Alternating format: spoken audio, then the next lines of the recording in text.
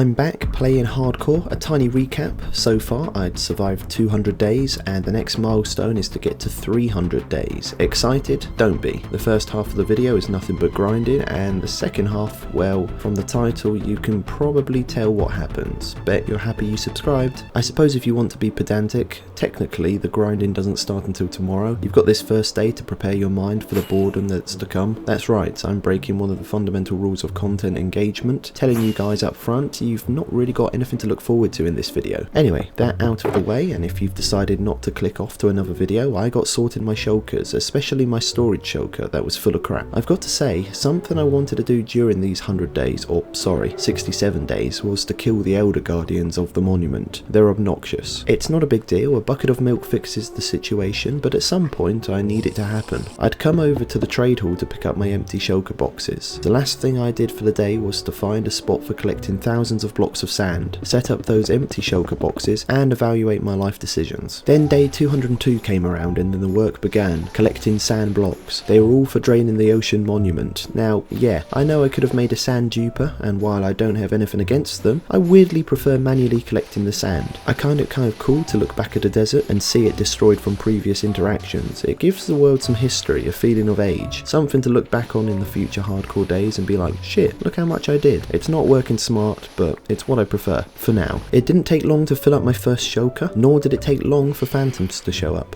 But they're a useful reminder that I should grab a bed. The next day, sand collecting continued. Like the first, it didn't take long for me to get my second shulker box full to the brim. Embarrassingly, I broke my netherite shovel. I wasn't paying attention to the durability at all. I think that's the second one I've broke during this series. Good thing I'm rich. I can afford to break a netherite tool and be completely unconcerned. With a new shovel in hand, I was able to get my third shulker box filled. I don't know what was different about day 204, it was as if I became one with the sand. I would cast my shovel into the ground and the sand blocks would gravitate towards me. I filled my 4th, 5th, 6th and 7th shulker box full of sand, and I even replaced my shovel with a fresh one before it broke. It was a good day. The next day wasn't so good. Not sure why, it was a carbon copy of yesterday, yet somehow I only managed to get 2 shulkers filled, half of what I did yesterday. What's going on here? Day 206. Again, I'm shoveling sand. For me, when you have the ability to insta-break blocks like a Thanos click of his finger, boring activities like this are therapeutic and satisfying. I know it can't just be me that finds this to be true, and I mean that rhetorically because I know for a fact it's true. Look at that, 10th shulker filled. And then I went on to break another netherite shovel. To be fair, I wasn't paying attention, I was watching something on YouTube at the time. Again, I'm rich enough to afford the loss, but I'll admit this one was slightly painful, like a little pinprick in the arm or something. Regardless, I got shulkers 11 and 12 filled, and then finished the rest of the day killing noobs.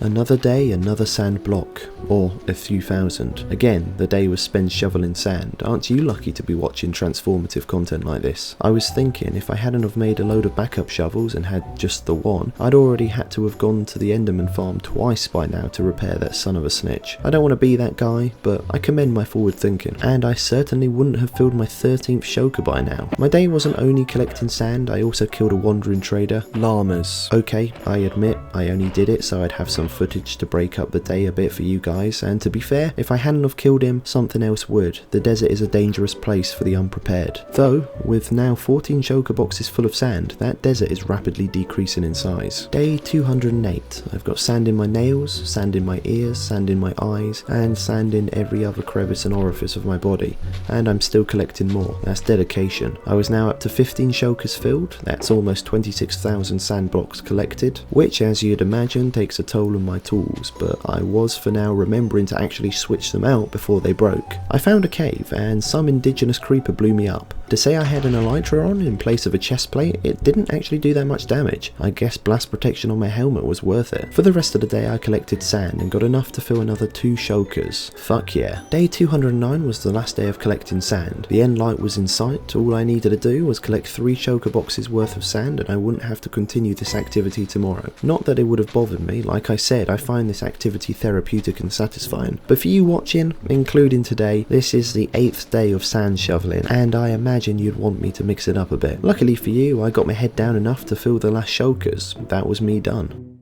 That's a total of 20 shulker boxes worth of sand. I've collected 34,560 blocks of the stuff, and it's time to put those thousands and thousands of blocks to use. by continuing to drain the ocean monument site. In this instance, working smart is 100% the right thing to do, and I am not working smart. Future me knows there are quicker ways of placing sand, but at this point in time, I don't. Okay, that's not completely true. I've had a lot of people tell me I should set up a redstone machine to help with sand placing, and while I'm not doing that now, I do eventually get round to it, just not yet. For days 211 to 214, I did nothing else but place sand, depositing block after block, chipping away at that 34,500 that needed placing. I was close enough to the monument that more often than not I'd be working with mining fatigue. That's not an issue at the moment, but if I were to build a redstone machine to help with sand placing, I'd imagine I'd have to break blocks to rebuild it in different areas, and that would be problematic unless I do some sort of ingenious Minecraft design. Day 215, here's an update on where I've got up to. 5 shulker boxes have been emptied, which is 8,640 blocks of sand placed. And in terms of how far through the sand placing phase of the project, I'm maybe a third of the way through, probably just under if I'm being honest.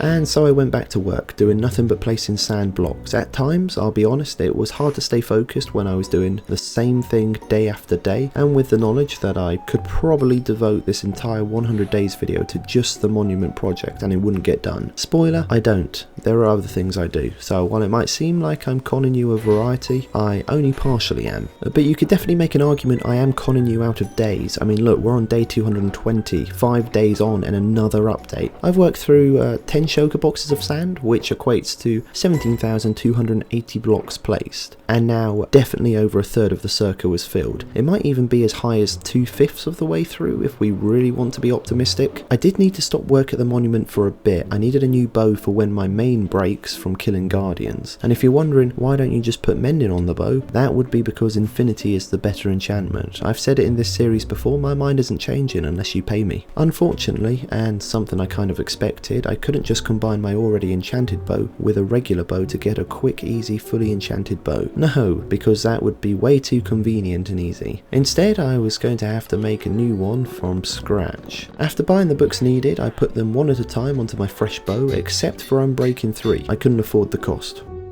So the next day I went to a little place I knew I could get the levels needed for that last enchantment, and I thought while there I might as well repair all of my tools that needed repairing. Shame I couldn't bring back those 2 netherite shovels I broke.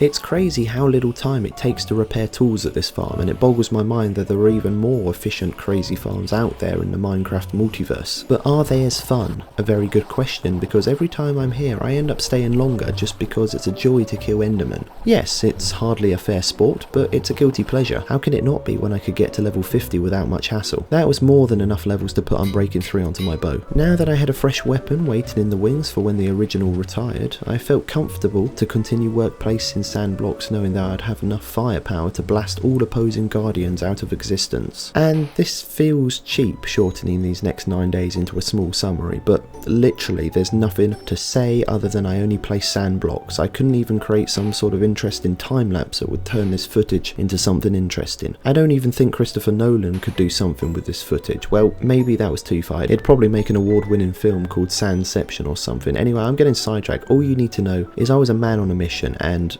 every day was the same. There's not much to talk about, there really isn't. And by day 232 I'd gone through all 20 shulker boxes of sand, every single one of them, which I don't know if I've already said, I definitely have, was 34,560 blocks of sand placed. And that had taken me to the actual monument itself, 47 shulkers used since the beginning of this project, and we're just below the halfway mark. But sand is now getting put onto the monument. Before I restock on sand, I'm missing a shulker. I don't know what one it is, but there's an empty gap where it should be, and it's playing on my mind. I do have a habit of leaving them out and about, so I thought maybe it would be lying around the base, but it wasn't. Maybe I'd missed it at the monument. I hadn't, and after combing through my ender chest I figured out it was my wood shulker. Maybe I'd left it at the tree farm or something.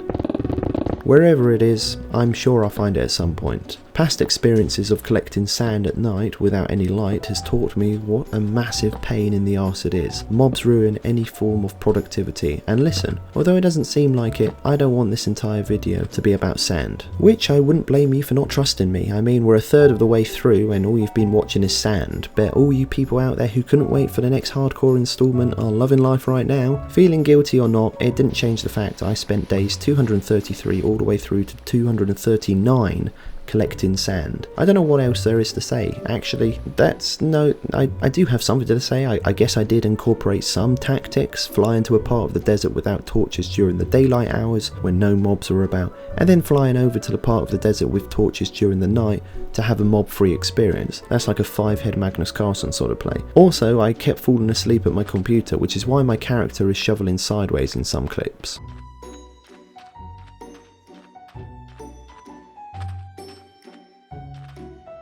By day 240, I'd collected another 20 shulker boxes of sand for the monument project. Before I go, here are my cacti. These are all cacti I accidentally picked up during sand collecting that I didn't want to pick up. Now in the future, if you see these on screen, you know a bit of pointless history surrounding them. Makes this whole thing worthwhile. Nothing to do with Minecraft, but I'm really in the mood for a pasty, or pizza.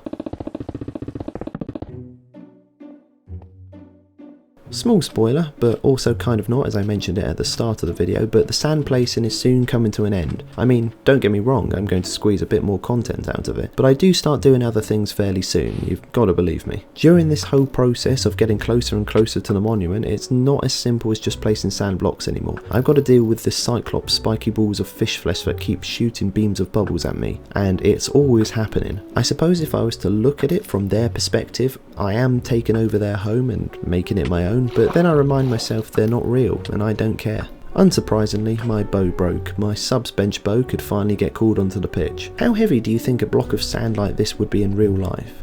I'm pretty sure the blocks in Minecraft are supposed to be 1 meter cubed. How strong am I? That would be insanely heavy in real life. And yet here I am just casually carrying around thousands of blocks of sand on me at any given time. Fucking sign me up into the Marvel Cinematic Universe. Then I could be what, the 52nd Avenger or something? How many are there nowadays? Anyway, day 242 I spent it dropping the gigantic sand blocks into the ocean. I've been hoping to catch this on camera for some time because whenever I play games off camera, my mouse has some sort of seizure and this happens, and I feel like no one would believe me unless I showed them. For the next few days, the work continued as normal. The monotony of sand placing was getting to me. It was at this point that I began considering other methods and thinking, maybe you people on TikTok had a point. Maybe I should make a redstone contraption to speed the process up. And on day 247 my eyes were opened. Those countless TikTok comments telling me I'm placing sand wrong finally got to me. I caved into the pressure and switched up strategies. I tested a simple redstone contraption in creative mode that will allow for rapid sand placement, and I've got to say I was impressed. Now I just needed to get the materials needed to build the machine.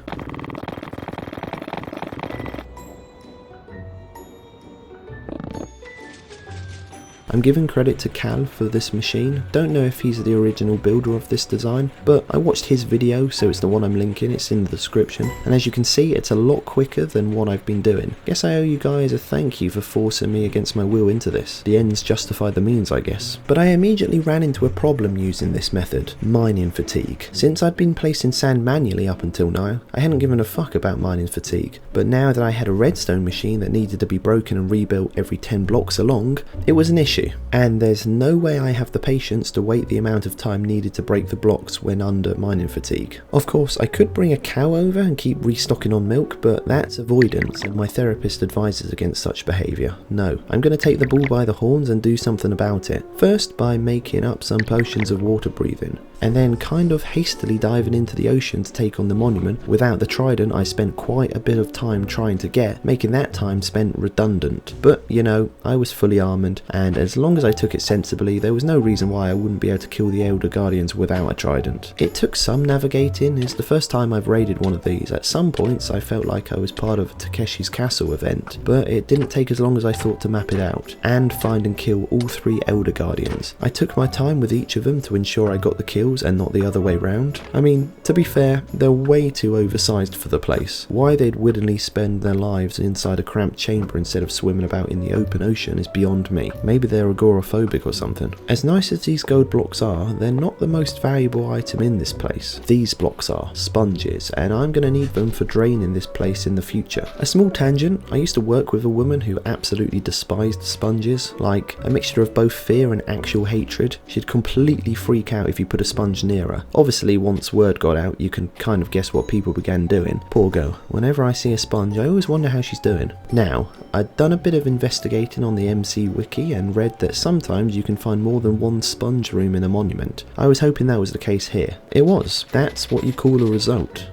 I did try for a third sponge room. Some would say greedy, I'd say ambitious, but there was nothing to be seen. And that's how you loot an ocean monument. I'm Juice from Expert Village, and join me again for another tutorial on how to play Minecraft. Next time I'll show you how to place sand blocks for hours on end. In fact, why wait? With mining fatigue gone and the prospect of reinfection at 0%, I could get the sand machine up and running again, and now we can really get cooking. Finally, after much time, I've hit the halfway mark. That's half of the area filled. Now it's just downhill from here. Psychologically, it's huge.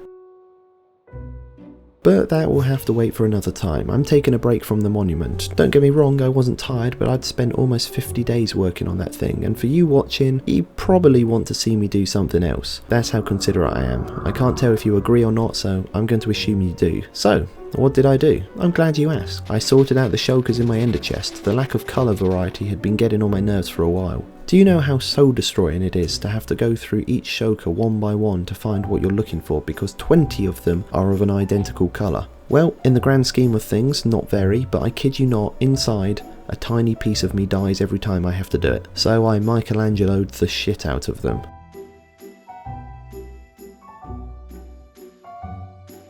There we go. It's as if I'm looking at the ceiling of the Sistine Chapel itself. The colours, the expressions, the meaning, it's exquisite. Except for my wood shulker box, that was still missing. Up until now I'd made do with fucking top tier pickaxes, but sometimes on occasions those top tier picks need a little kick, a little boost, a little injection of testosterone. I'm talking a beacon. The plan is to get onto the nether ceiling and make an area for wither skeletons to spawn more efficiently than they do at the fortress. While there I thought I might as well kill some of the local wither skeletons I came across while mining nether bricks, and got extremely lucky with a wither skull drop from the second skeleton I killed.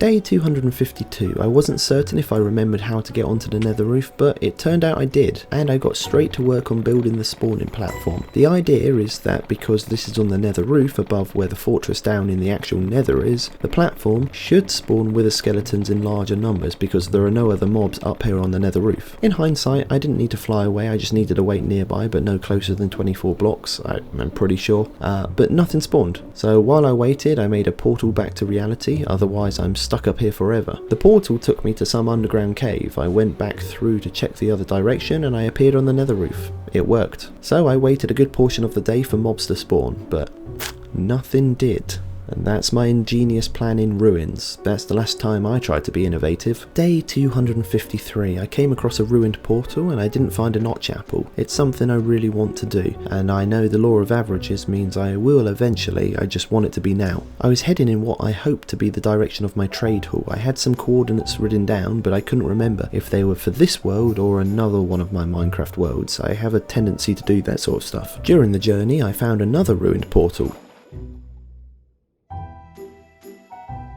Guess what? No notch apple. I put myself at unnecessary risk. In the right situation, the lava here could kill, and this is how I'm rewarded. On the plus, my coordinates came through for me, my trade hall came into view, and suddenly the world was familiar again.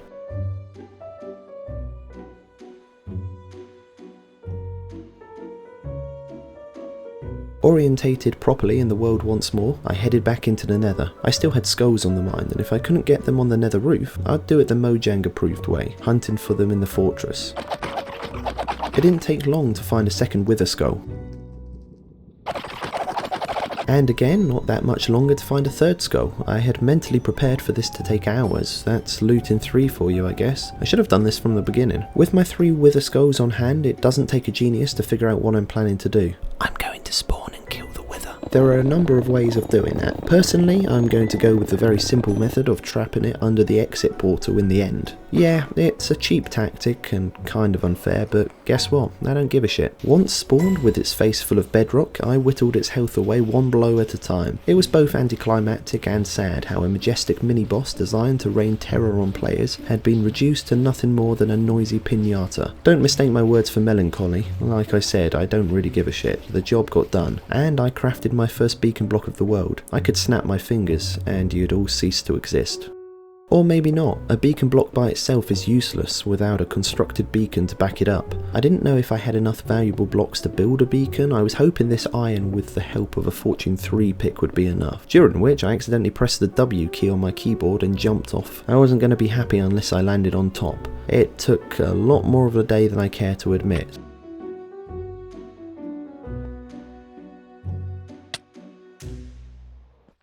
Eventually I had to give up on a perfect landing and used another block to get me onto the tower. Sometimes you have to take 1 step backwards to take 2 steps forward.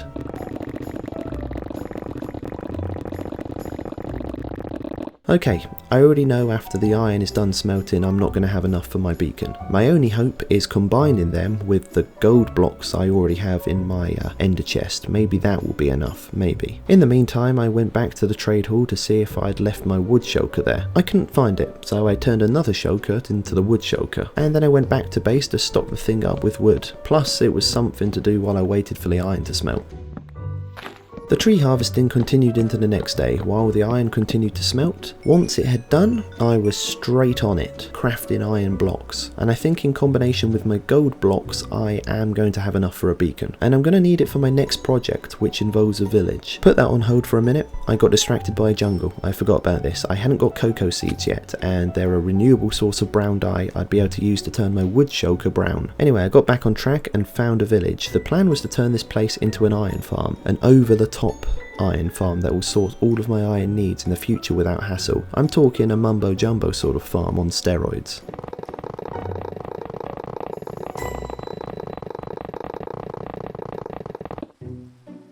Good news, my hunch was right. I had enough blocks to make a beacon. You can all breathe a sigh of relief now. I could tell you were worried. Bad news, the effort I went through to get a beacon was unnecessary. Turns out it doesn't allow me to insta-break the cobblestone blocks of a villager house. What sort of bullshit is this? Oh, what? So you're telling me I can insta-mine stone, but for some reason cobblestone's off limits? How does that make sense? I'd made a wooden prison to house the villagers, and it's where all of the beds went. If I control where the villagers sleep, I have power over them. I'll be honest, I was still a bit worked up about the whole beacon cobblestone situation, but on the bright side, I've now got a beacon I can use for other things, and I know for sure there's going to be lots of situations it's going to be massively useful. It just sucks that an efficiency 5 netherite pickaxe with haste 2 beacon effect can't insta-break a bit of cobblestone. Okay, I'm not going to say anymore. But you can see where I'm coming from, right? Surely. Okay, I'm going to stop. As you can see, all villagers have voluntarily congregated into the communal sleeping space. Like I said, control the sleep, you control the village. Unfortunately, even at this stage of the game when I am by far the most powerful being in this world, phantoms can still cause enough of an issue to prevent any progress from being made. Thankfully, that wasn't the case the next day. I took down a lot of houses and, you know, I felt good about it. On day 259, I took down the beacon. It wasn't doing much here. Instead, I had another plan. I mined down to y equals 16 where iron is on average most plentiful, and rebuilt the beacon. With there being no cobblestone in the area, I'd be able to insta-mine all of the stone blocks and sniff out iron quickly. It might seem like a redundant task to search out the resource I'm building a farm to automatically produce, but you need quite a bit of the stuff to get the farm up and running, at least, if you're building a multi-cell farm like I'm planning. And so for day 260 I mined for iron. Fortune 3 for the win. I split all of the iron I'd collected into 8 different furnaces to lessen the amount of time I'd have to wait for the material to smelt. My mining session netted me over 2.5 stacks of iron, should be enough to get started, although I used all of it up making minecarts and rails for transporting villagers. I'll have to figure something out for the hoppers.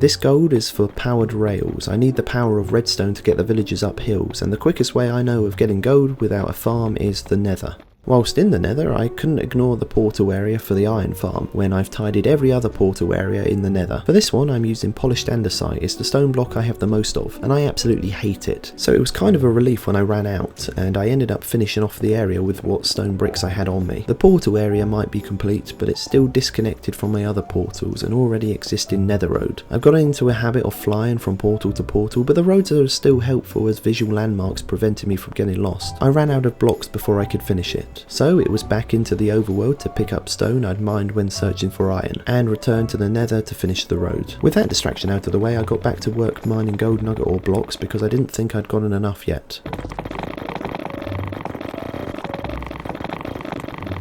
I'd got enough gold for the powered rails, now I needed the redstone. No, I'm not going to mine for the stuff, that would be silly when I can buy it. Only one of my 3 clerics at the trade hall was willing to sell, the others were being difficult. I think they're trying to be funny. Day 264. I put the nugget ore into smelt while I had a word with the clerics. They didn't like what I had to say, but it worked. All 3 of them were selling the stuff today.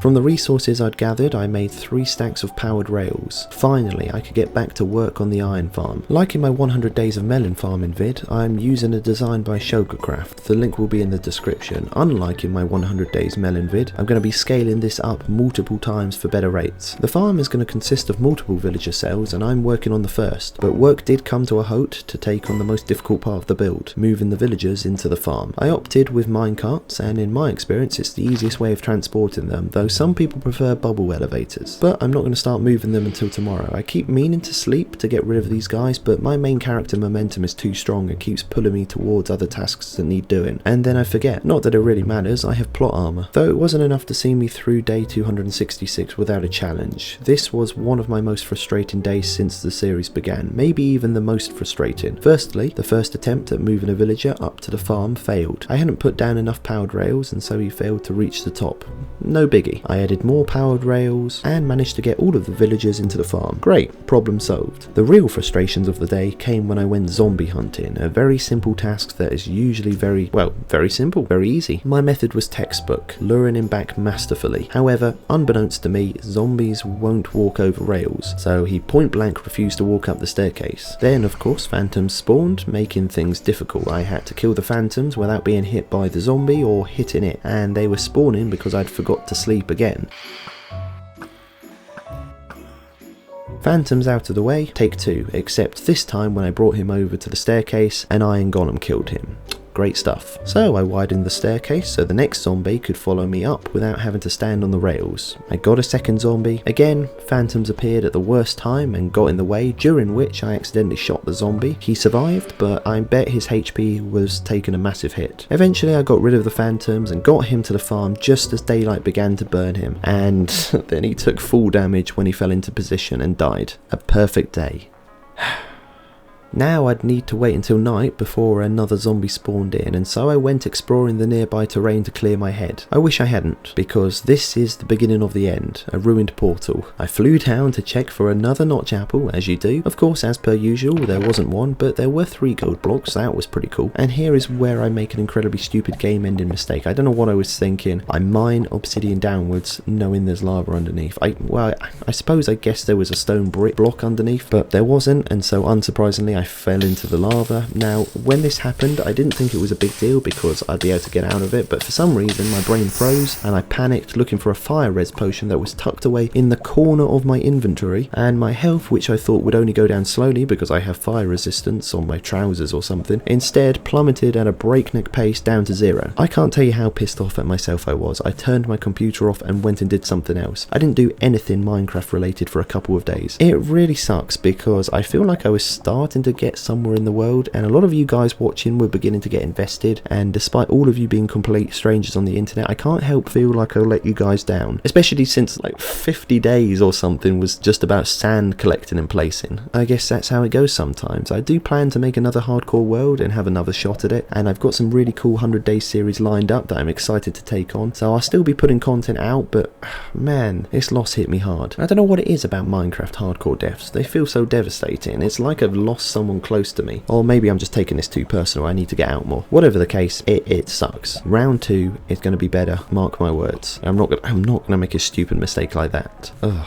And that's it for this video. It ended sooner than obviously planned, but we've been over that. I was just going to take this time to say a massive thanks for the support. I've had a massive amount of positive feedback on my most recent videos, and the 60 subscriber goal I'd hoped to hit by the end of the year when making the first 100 days of this series has been completely smashed, and all expectations completely exceeded. We're at like, what, 25,000? That's insanity. I know on YouTube it's a tiny number, but when I try to put that into perspective, it really does blow my mind. Like, my workplace has 700-ish employees, and trying to imagine 35 or 36 times that number is mind-boggling. It's really encouraging to see, and I read every comment where I can, and it's really wholesome, for want of a better word, to know all of you guys are so supportive. Anyway, I'm rambling now. Thank you. I'm going to call it a day. Alright, bye.